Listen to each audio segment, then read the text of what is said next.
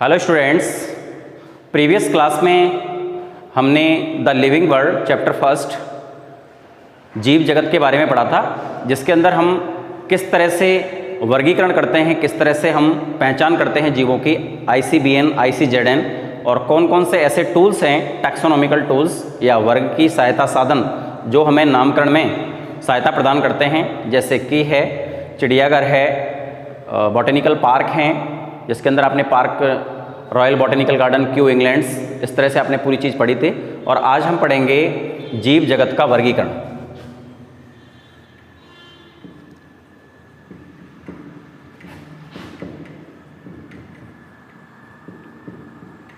Classification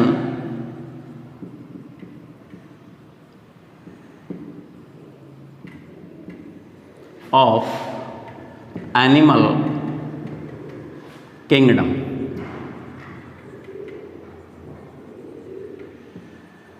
आज का जो टॉपिक है हमारा वो है classification of animal kingdom. Dear student, प्राचीन समय से ही मानव ने जीवों को वर्गीकरण या वर्गीकृत करने के प्रयास किए हैं और अनेक वैज्ञानिक ऐसे हैं जिन्होंने जीवों को, सजीवों को अलग अलग वर्गीकृत करने की कोशिश की है। इसमें सबसे पहला जो नाम आता है वो है अरस्तु, और अरस्तु ने सबसे पहले प्लांट्स को या पादपों को वर्गीकृत करने की कोशिश की और इन्होंने बताया कि पादपों को हम 3 वर्गों में बांट सकते हैं। जो ज़्यादा बड़े वृक्ष हैं ऊंचाई के, उन्हें हम वृक्ष कहते हैं।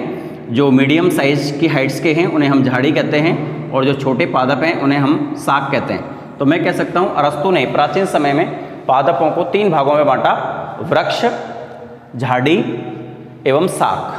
और इसी तरह से इन्होंने जंतुओं को भी वर्गीकृत करने की कोशिश की और इन्होंने बताया कि जंतु 2 प्रकार के होते हैं। एक तो लाल रक्त वाले यानी लाल रक्त की उपस्थिति वाले जंतु, और एक लाल रक्त की अनुपस्थिति।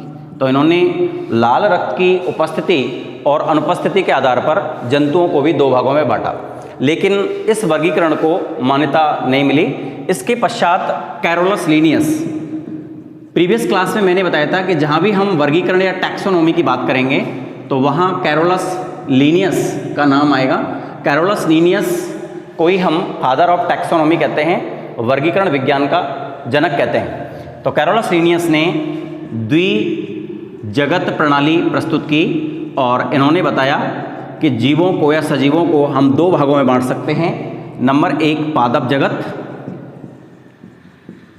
एंड नंबर 2 जंतु जगत। कैरोलस लीनियस ने बताया कि सभी सजीवों को हम पूरे विश्व में जितने भी सजीव हैं, चाहे वो पादप हैं या जंतु, तो उनके 2 वर्ग इन्होंने बनाए, एक तो पादप जगत और एक जंतु जगत। पादप जगत के अंदर इन्होंने सभी शैवाल, ब्रायोफाइटा, टेरिडोफाइटा,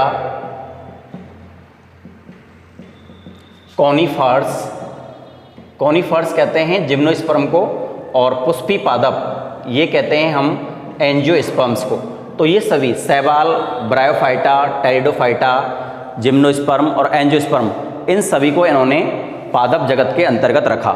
और जंतु जगत के अंतर्गत इन्होंने सभी एक कोशिकीय सूक्ष्म जीवों, प्रोटोजोआ,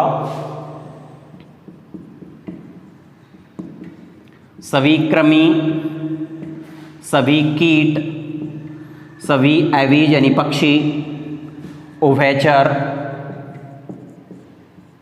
सभी एनिमिलिया स्तनधारी, इन सभी जीवों को इन्होंने जंतु जगत के अंतर्गत रखा। तो ये जो पद्धति है द्विजगत प्रणाली है, ये मान्य प्रणाली समझी गई। इसको थोड़ी मान्यता मिली कि हम जीवों को या सजीवों को 2 भागों में बांट सकते हैं, जंतु जगत और पादप जगत। लेकिन कुछ ऐसे एनिमल्स हैं या कुछ ऐसे सजीवों की खोज हुई जो इन दोनों से ही मैच नहीं करते हैं, तो हमें अन्य जगत की आवश्यकता हुई। इसी के पश्चात R.H. वीटेकर एक साइंटिस्ट हैं, उन्होंने 1969 के अंदर 5 जगत प्रणाली दी, जो सर्वाधिक मान्य प्रणाली है। 5 जगत वर्गीकरण प्रणाली इन्होंने दी, जिसे हम 5 किंगडम सिस्टम कहते हैं। RH विटेकर ने 5 किंगडम सिस्टम का प्रतिपादन किया। ये सबसे मान्य प्रणाली है। इसके अनुसार जीवों को 5 वर्गों में बांटते हैं। Number 1 Monera, number 2 Protista, number 3 fungi, number 4 Plantae and number 5 Animalia. RH Whittaker ने सभी सजीवों को या पूरे जगत को, पूरे विश्व में जितने भी plants, fungi, animals, bacteria, virus, archaebacteria, कुछ भी एनिमल्स या सजीव हों, उनको 5 वर्गों में इन्होंने बांटा। मोनेरा, प्रोटिस्टा, फंजाई, प्लांटी और एनीमिलिया। अब हम एक एक जगत को लेंगे और उसमें कौन कौन से जंतु आते हैं, क्या उनकी विशेषताएं होती हैं। कई सारे पॉइंट्स के बेस पर, कई सारे पॉइंट्स के आधार पर ही RH विटेकर ने मोनेरा, प्रोटिस्टा, फंजाई, प्लांटी और एनीमिलिया जगत का निर्माण किया। जैसे उन्होंने पोषण को देखा, स्वयपोषी, परपोषी जीव है, परजीवी है, मृतजीवी है, स्वतंत्र जीवी है, किस तरह का जंतु है, एक कोशिकी है या बहुकोशिकी है, उनका प्रजनन किस तरह का है, उत्सर्जन, पूरे कई सारे बेस को लेकर के इन्होंने जीवों का वर्गीकरण मोनेरा, प्रोटिस्टा, फंजाई या प्लांटी, उनके कोशिकीय संगठन को इन्होंने लिया, उसमें पोषण की प्रकृति को उन्होंने लिया, कोशिका की संरचना को उन्होंने लिया, प्रजनन को उन्होंने लिया।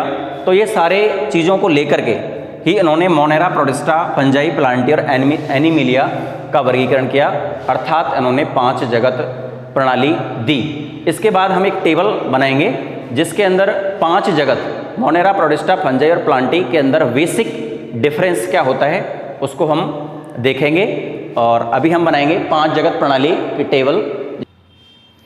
नेक्स्ट हम बात कर रहे थे मोनेरा, प्रोटिस्टा, फंजाई और प्लांटी का डिफरेंस, क्या क्या अंतर होता है इसमें। तो एक बेसिक अंतर मैं बता रहा हूँ डियर स्टूडेंट्स आपको, जिसके आधार पर आप मोनेरा, प्रोटिस्टा, फंजाई, प्लांटी और एनीमिलिया को लर्न कर सकते हैं। तो सबसे पहले हम बात करेंगे कोशिका के प्रकार की, यानी प्रोकैरियोटिक या यूकैरियोटिक कौन सी कोशिका है। आप जानते हैं प्रोकैरियोटिक का मतलब होता है अनडेवलप्ड या अविकसित केंद्रक वाली कोशिकाएं, माइकोप्लाज्मा आते हैं, सूक्ष्मजीव आते हैं, और यूकैरियोटिक का मतलब है डेवलप केंद्रक होता है, इनके अंदर विकसित केंद्रक होता है।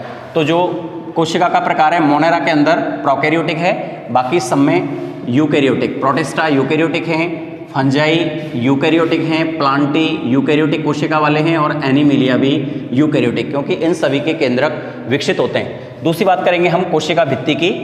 तो मोनेरा के अंदर कोशिका भित्ति सेल्यूलोज रहित होती है और प्रोटिस्टा कुछ में उपस्थित होती है। अगर मैं फंजाई की बात करूंगा तो कोशिका भित्ति उपस्थित है लेकिन सेल्यूलोज नहीं होता।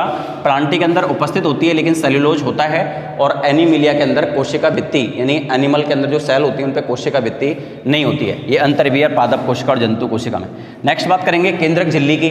मैंने आपको बताया कि विकसित केंद्रक है तो केंद्रक झिल्ली होगी। ये प्रोकैरियोटिक है इसलिए इसमें अनुपस्थित होगा। बाकी प्रोटिस्टा के अंदर केंद्रक झिल्ली उपस्थित होगी, फंजाई में भी उपस्थित, प्लांटी में उपस्थित और एनीमिलिया में भी उपस्थित होगी। नेक्स्ट हम बात करेंगे काय संरचना की।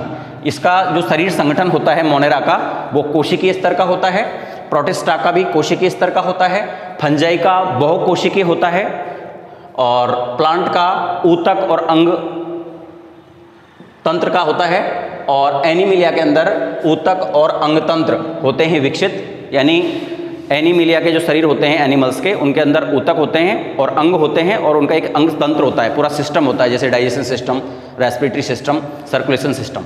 नेक्स्ट बात करेंगे हम पोषण की विधि की।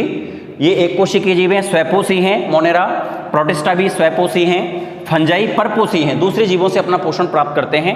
प्लांट्स आपको पता है प्रकाश संश्लेषण करते हैं इसलिए स्वयपोषी हैं और एनीमिलिया हम दूसरों से भोजन लेते हैं इसलिए हम परपोषी हैं। इनमें भी प्रकाश संश्लेषण होगा प्लांटी में इसलिए स्वयपोषी, फंजाई दूसरे से भोजन लेते हैं परपोषी, प्रोटिस्टा प्रकाश संश्लेषण कर सकते हैं स्वयपोषी और ये भी स्वयं भोजन बना सकते हैं इसीलिए स्वयपोषी। नेक्स्ट बात करेंगे प्रजनन विधि की। तो इसमें संयुग्मन के द्वारा, मोनेरा में संयुग्मन के द्वारा प्रजनन होता है और जो प्रोटिस्टा है उसमें युग्मक संलयन एवं संयुग्मन के द्वारा प्रजनन होता है, जबकि फंजाई के अंदर निषेचन के द्वारा, प्लांट्स के अंदर भी निषेचन के द्वारा प्रजनन होता है और एनिमल्स के द्वारा भी अंदर भी निषेचन के द्वारा संयुग्मन होता है। और लास्ट पढ़ेंगे डियर स्टूडेंट हम एग्जाम्पल के बारे में। तो अपन अगर मोनेरा की बात करें तो मोनेरा के अंदर बैक्टीरिया आते हैं, इसके अलावा इसमें आर्की बैक्टीरिया, यू बैक्टीरिया, ये सारे इसमें आते हैं। प्रोटिस्टा के अंदर पैरामीशियम आता है, युग्लिना आता है, एक कोशिकीय जीव हैं जो अपना भोजन स्वयं बनाते हैं, ये इनके कैरेक्टर्स हैं। फंजाई के अंदर 4 भागों में बांटते हैं फंजाई को, आगे की क्लास में आप पढ़ेंगे।